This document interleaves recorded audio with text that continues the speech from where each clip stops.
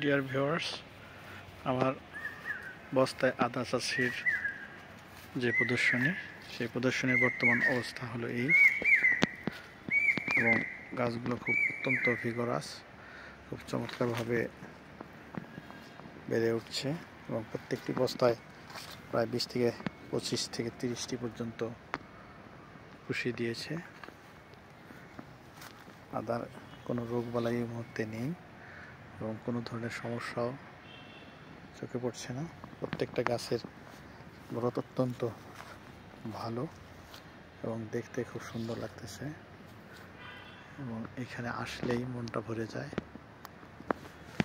অনেক সুন্দর ফলন হবে বলে আশা করা যাচ্ছে।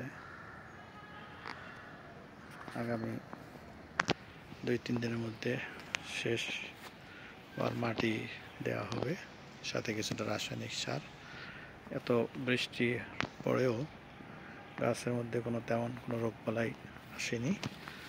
এর মধ্যে সুন্দরভাবে কয়েকবার স্প্রে দেওয়া হয়েছে এবং মাটি দেওয়া হয়েছে।